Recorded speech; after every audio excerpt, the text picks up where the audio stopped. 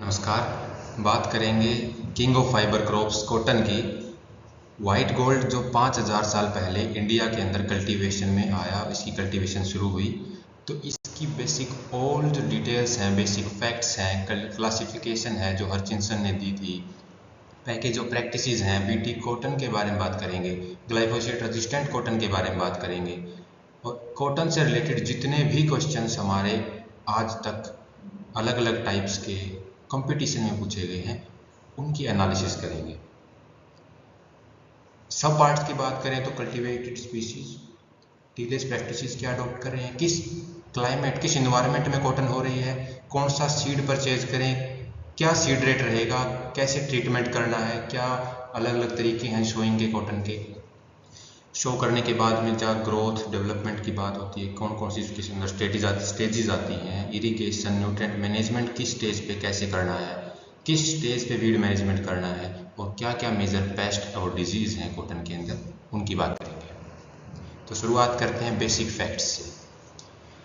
वो फैक्ट्स जो rarely change होते हैं कॉटन में कि 15 से 25% ऑयल कंटेंट होगा। बोलवॉर्म कॉम्प्लेक्स जो आते हैं उनको कम करने के लिए बीटी कॉटन का इवोल्यूशन हुआ इंडिया के अंदर। सीडी माए जो फादर ऑफ बीटी कॉटन बोले जाते हैं, इन्होंने ऐसी जीन्स जो है बीटी कॉटन हमारी हिरसुटम के अंदर इन्होंने इंजेक्ट करवाए सॉइल बैक्टीरियम से, जहाँ से बीटी कॉटन का इवोल्यूशन हुआ। इंडिया ही इसका ओरिजिन है। गुजरात एरिया और प्रोडक्शन दोनों में डोमिनेट करता है, उसके बाद महाराष्ट्र नेक्स्ट प्लेस पे है। कॉटन प्लांट जो है उसकी बॉटनी कैसा वो प्लांट है, मालवेसी फैमिली है जो ओकरा भिंडी की है, और हिबिस्कस की भी यही फैमिली है। एनुअल्स एक सीजन के अंदर ही क्रॉप जो हमें कंप्लीट मिल जाती है। टैप रूट सिस्टम है। टैप रूट सिस्टम है कि प्राइमरी रूट्स होती हैं, सेकेंडरी फाइबरस रूट्स इसके अंदर नहीं होती, और ये डीप तक सॉइल के अंदर न्यूट्रिएंट्स अपने अंदर ड्रॉ करती है। ओपन क्रॉस पोलिनेटेड क्रॉप है, ना तो सेल्फ है कंप्लीटली, 5 से 15% तक इसके अंदर हमारी क्रॉस पोलिनेशन होती है, वो इंसेक्ट्स के थ्रू।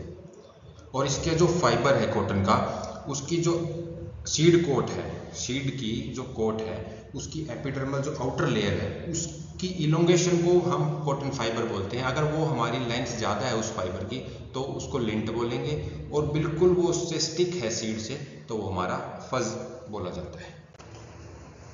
ये आप देख पा रहे होंगे इस इमेज के अंदर, इसमें एक हाइपोथेटिकल डायग्राम दिखाया गया है कॉटन प्लांट का।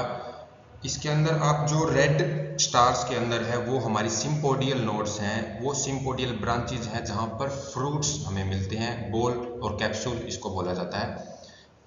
बाकी जो लाइट ग्रीन के अंदर आपको दिख रही है, इनको मोनोपोडियल नोड्स बोलते हैं। वेजिटेटिव ब्रांचेज होती हैं जो फोटोसिंथेसिस और फूड अवेलेबल करवाती हैं, ये ग्रोथ इनकी स्ट्रेट होती है मोस्टली, आप देख पा रहे होंगे।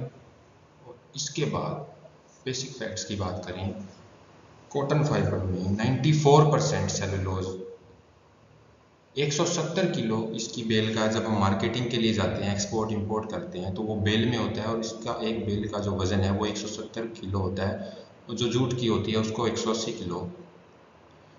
लाइजीनियस ग्लैंड्स इसके अंदर वो ग्लैंड्स हैं जहाँ पर ये टॉक्सिन्स प्रोड्यूस होते हैं, गोसीपोल केमिकल्स जो यूज़ होते हैं, सक्सिनिक एसिड इसके अंदर ट्रीटमेंट के लिए यूज़ होता है ताकि इसकी डोरमेंसी को ब्रेक किया जा सके। क्ले सॉइल्स हैं जो बेसिकली ब्लैक कॉटन सॉइल्स हैं, उसके अंदर इसको ग्रो किया जाता है। और अगर कॉटन प्लांट के अंदर हमें फ्लावरिंग और फ्रूट शेडिंग की प्रॉब्लम आती है तो वो हम नैप्थेलिक एसिटिक एसिड का स्प्रे करके, ये एक सिंथेटिक हमारा प्लांट ग्रोथ प्रमोटर है, इसका यूज़ कर सकते हैं। 2 टाइप की ब्रांचेज हमने पता की हैं, मोनोपोडियल और सिम्पोडियल होती हैं। ये एक मेन क्लासिफिकेशन एक अपने आप में एक हिस्ट्री बनी कि कॉटन की अलग अलग स्पीशीज़ को क्लासीफाई किया गया उनके सेंटर ऑफ ओरिजिन के बेस पे, उनकी फाइबर लेंथ के बेस पे, और उनके एरिया को देखा गया कि किस एरिया में कितनी ज़्यादा कौन सी स्पीशीज़ ग्रो हो रही है।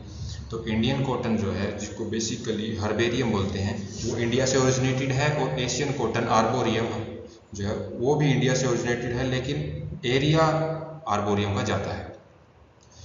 गोसिपियम हिरसुटम मेन जो आज के टाइम पे सबसे ज़्यादा ग्रो हो रही है वो अमेरिकन कॉटन है, जो सेंट्रल अमेरिका से ओरिजिनेटेड है और इसकी फाइबर लेंथ और क्वालिटी दोनों बिल्कुल फाइन है, इसलिए इसका एरिया भी ज़्यादा है 36 तक।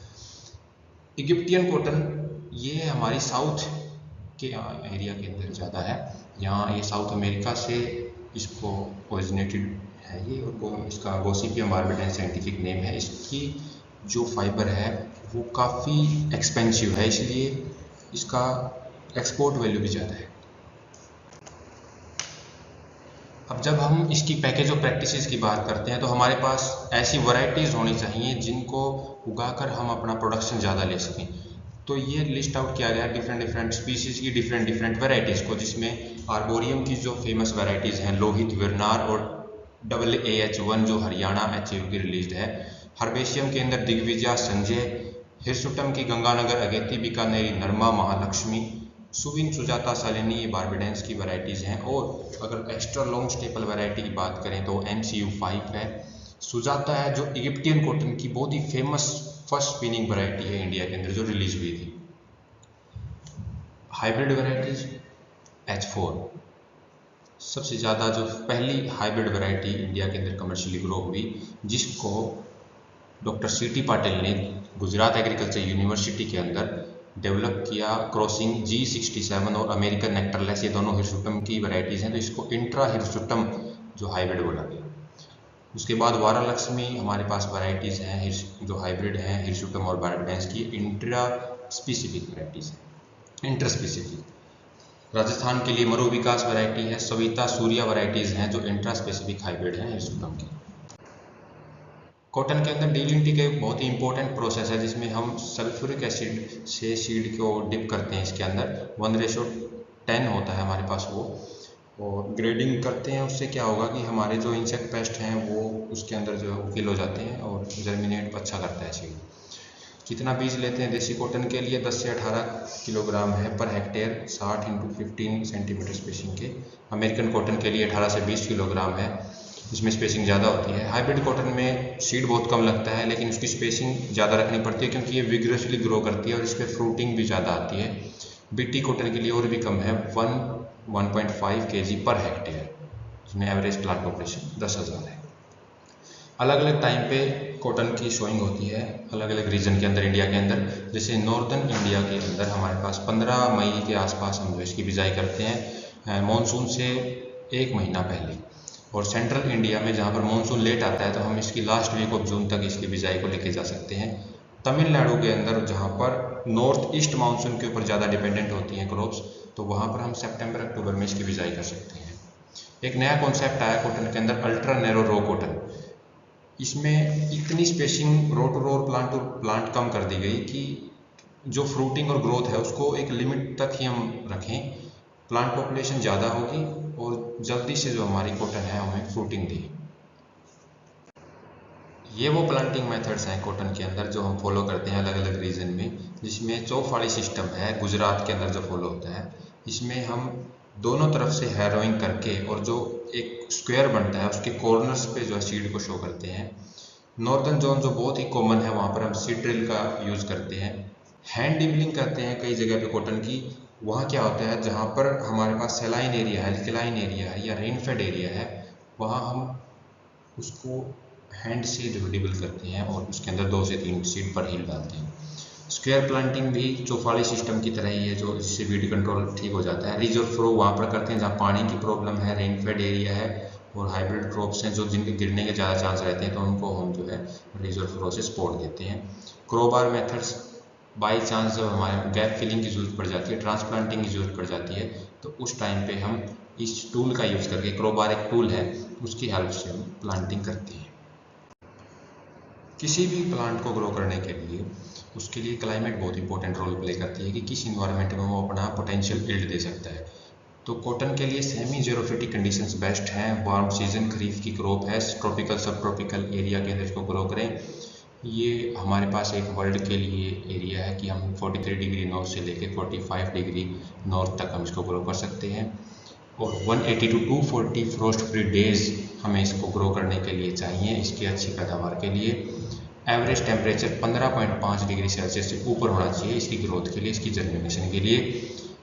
रेनफॉल 500 mm और इससे ज़्यादा जो है इसके लिए वाटर लॉगिंग के लिए सेंसिटिव है, लेकिन इसमें ऑप्टिमम वाटर हमें देना पड़ेगा, 4 से 5 इरीगेशन हमें देनी पड़ेगी।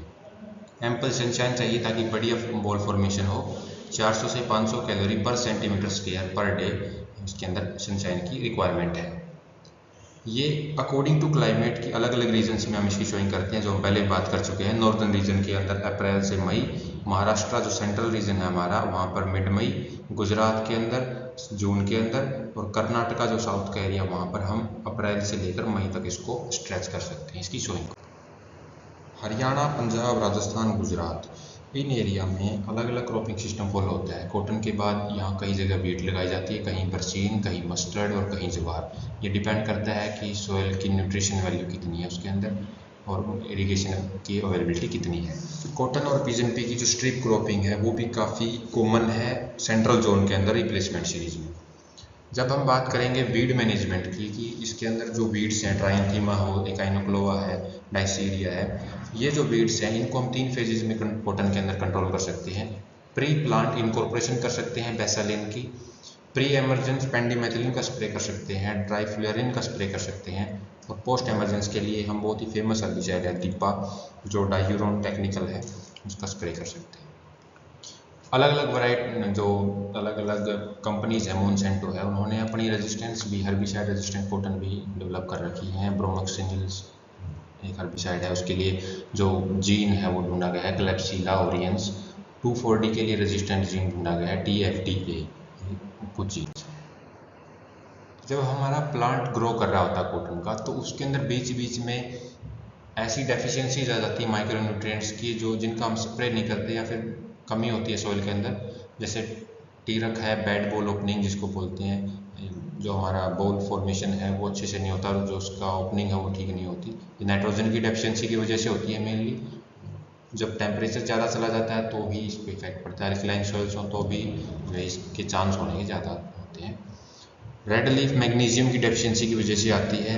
अगर हमारी क्रॉप के अंदर जिंक की डेफिशिएंसी आ रही है तो उससे पत्ते छोटे रह जाते हैं, पत्ते फटना शुरू हो जाते हैं अगर मैग्नीशियम की डेफिशिएंसी आ रही है। तो इसके लिए हम डिफरेंट माइक्रो न्यूट्रिएंट्स का स्प्रे कर सकते हैं। माइक्रो न्यूट्रिएंट्स के अलावा जो दूसरे न्यूट्रिएंट्स हैं, मेजर न्यूट्रिएंट्स, नाइट्रोजन, फॉस्फोरस और पोटेशियम, उनकी मैनेजमेंट भी इस क्रॉप में करना काफ़ी ज़रूरी है। कॉटन का जो सबसे ज़्यादा जो प्रोटीन है वो नाइट्रोजन की वजह से ही बनता है, जो उसके अंदर सीड के अंदर प्रोटीन है। अगर उसकी डेफिशिएंसी आती है तो हम उसको चेक कर सकते हैं।